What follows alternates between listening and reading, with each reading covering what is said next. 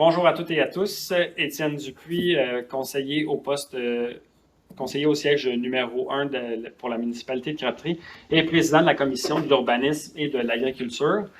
Donc aujourd'hui, je vais vous faire un petit compte-rendu des discussions qu'on a eues au conseil municipal d'hier, le 12 septembre.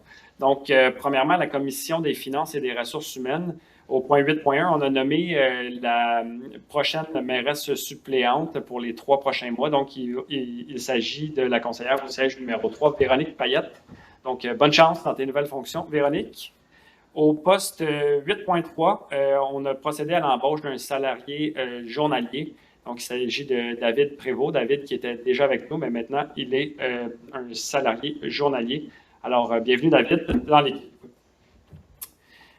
Au point 8.5, on a adopté une résolution d'adjudication pour un refinancement de 2 744 000. Donc, dans le fond, les taux d'intérêt sur ce prêt-là vont augmenter de 2,92 à 4,6084 Excusez-moi. Au point 8.6, on a procédé à l'embauche d'étudiants pour la saison hivernale. Donc, il s'agit de Thomas Rivet, Cédric Lorrain, Zachary Landreville et Joaquin Thébault. Alors, bienvenue parmi nous. Au point 8.7, on a procédé à la formation d'un comité pour l'accès à l'information en fonction de l'article 8.1 de la loi sur l'accès aux documents des organismes publics et sur la protection des renseignements personnels, qui est entrée en vigueur en septembre 2022. Donc, c'est une obligation qu'on a de former ce comité-là. Et à Crabtree, les 3 membres du comité seront Pierre Rondeau, Joanie Lagarde et Marie-Pascale Fizet. Au point 8.8, on a procédé à l'embauche de salariés temps partiel. Il s'agit de Joé Julien et de Normand Boisvert. Alors, Joé et Normand, bienvenue parmi nous également. Au point 8.10, on a procédé à certains transferts budgétaires pour équilibrer les budgets. Donc, il y a certains postes budgétaires dans lesquels on pense qu'on n'atteindra pas, qu'on dépensera pas tout l'argent qui était prévu au budget. Puis il y a d'autres postes qui vont être excédentaires. Donc, on a fait des réaffectations de 80 220 $ hier au Conseil. Ensuite de ça, la Commission des travaux publics et de l'environnement, au point 9.1, on a accepté une offre de service de 11 168 $ pour retirer les glissières qui avaient été ajoutées là, sur le chemin de la Rivière-Rouge l'année dernière quand on avait fait les travaux de réfection de cette route-là. Il y avait eu plusieurs commentaires là, de la part des agriculteurs et de la part des citoyens qui disaient que la visibilité était diminuée et que c'était dangereux de circuler à cet endroit-là. Donc, on va prendre ces glissières-là, qu'on va les installer sur le chemin Beau Séjour, là, à un endroit où on pensait que c'était un petit peu moins sécuritaire. Donc, hier, on a accepté l'offre de service pour faire les travaux pour déplacer ces glissières-là. Ensuite de ça, au point 9.2 et au point 9.3, on a fait un avis de motion concernant le règlement pour encadrer l'utilisation des pesticides sur le territoire de la municipalité. C'est une tendance là, lourde au Québec, là, de plus en plus de municipalités qui se dotent d'un règlement pour interdire les pesticides résidentiels, en fait, d'une utilisation résidentielle. Donc, c'est à notre tour, on va se doter de ce règlement-là pour, en fait, améliorer la qualité d'eau dans nos cours d'eau et ultimement l'eau qu'on boit, mais aussi pour favoriser la biodiversité là, dans notre municipalité. Donc, le règlement va être adopté au prochain conseil le 3 octobre prochain. Ensuite de ça, au point 9.4, on a accepté une offre de service pour l'étude géotechnique de la nouvelle prise d'eau.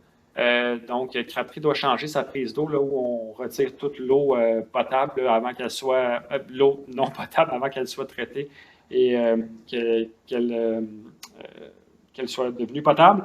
Alors, bref, l'offre de service là, pour l'étude géotechnique est d'un montant de 17 027,80 $. Au point 9.5, on a adopté une résolution pour l'entente 2022 de travaux exécutés par la municipalité sur les routes gérées par le MTQ.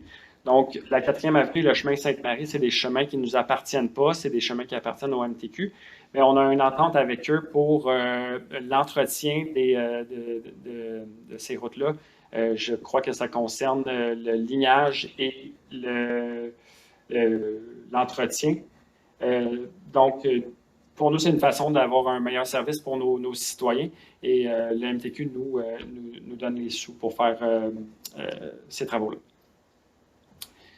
À la Commission de la sécurité publique, de la protection de la personne et du transport, en 10.1, on a eu un avis de motion concernant le règlement unifié concernant la paix, l'ordre et le stationnement sur le territoire de la MRC de Joliette.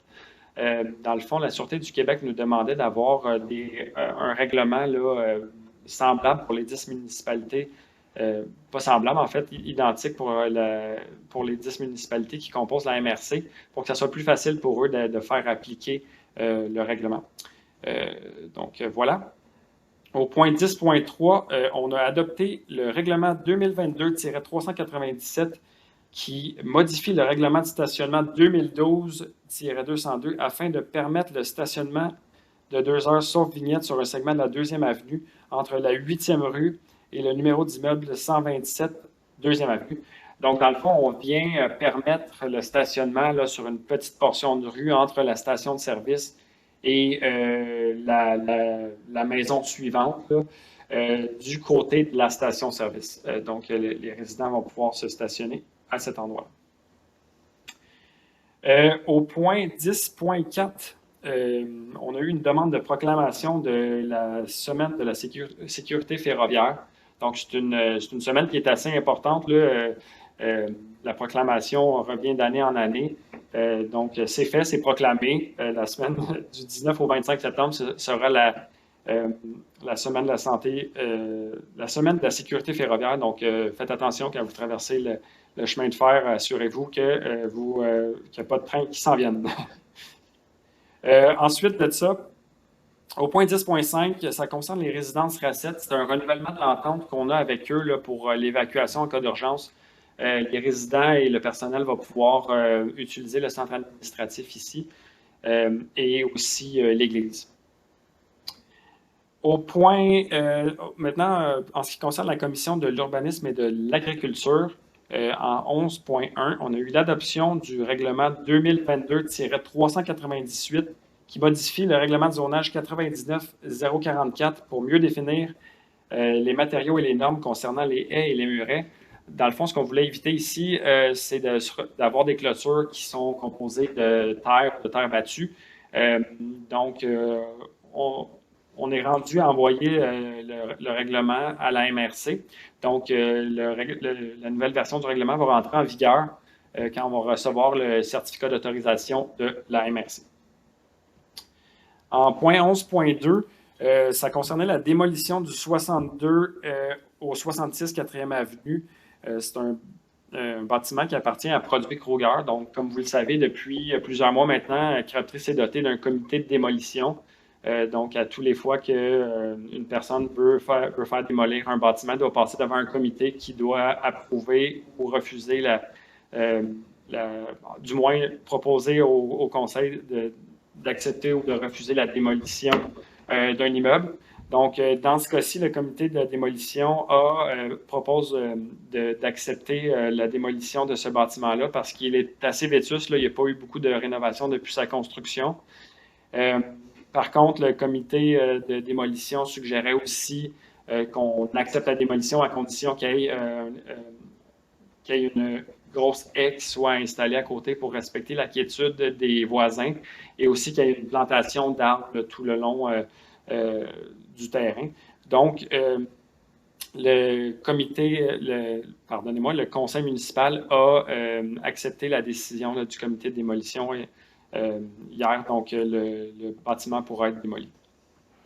Ensuite de ça, la commission du loisir de la famille et des aînés, on a octroyé une subvention de 200 $ à Florence Rodrigue pour les Jeux panaméricains de cheerleading. Alors Florence, bonne chance aux Jeux. On est derrière toi et on est très content de t'encourager là-dedans. Ensuite de ça, au point 12.3, c'est les tarifs pour le club Vire au vent 2022-2023. Il y a une légère augmentation de 5 pour les résidents et de 10 pour les non-résidents. Donc, le tarif 2022-2023 pour les résidents sera de 170 alors que pour les non-résidents, le tarif sera de 375 En 12.4, on a autorisé la signature de l'entente pour la location du restaurant de l'Arena. Donc, il y aura un service de restauration à l'Arena cette année. En 12.5, on a entériné la formation du comité de pilotage MADA, PFM et MAE. Qu'est-ce que ça marche en hiver, ces acronymes-là? MADA, c'est l'acronyme pour Municipalité Amie des aînés. Donc, on avait déjà cette accréditation-là, mais à tous les 3 ans, il faut revoir la démarche pour revoir les stratégies et les mettre à jour. Donc, c'est ce qu'on va faire dans les prochaines années. On revoit aussi du même coup la politique familiale municipale et on ajoute un volet cette année qui est Municipalité Amie des enfants. Donc, grosso modo, ces 3 accréditations-là nous permettent d'avoir des subventions pour améliorer nos services aux aînés, à la famille et aux enfants. Mais c'est ça aussi, ça nous donne des stratégies là, pour améliorer les services. Puis, au point 12.7, on a une demande de reconnaissance à titre de municipalité Amis des enfants. Donc, c'est fait maintenant. Crappy on fait la demande pour être reconnu comme une municipalité Amis des enfants. Alors voilà, c'était le résumé du conseil du 12 septembre dernier. Je voudrais remercier les résidentes et résidents qui sont venus discuter avec nous, poser des questions. C'est vraiment le fun de vous voir, de parler avec vous, d'échanger avec vous. Donc, n'hésitez pas, si vous avez des questions, à venir au prochain conseil ou encore de nous poser vos questions en commentaire ou en message privé. Ça va nous faire un immense plaisir de vous répondre. Merci beaucoup, à la prochaine.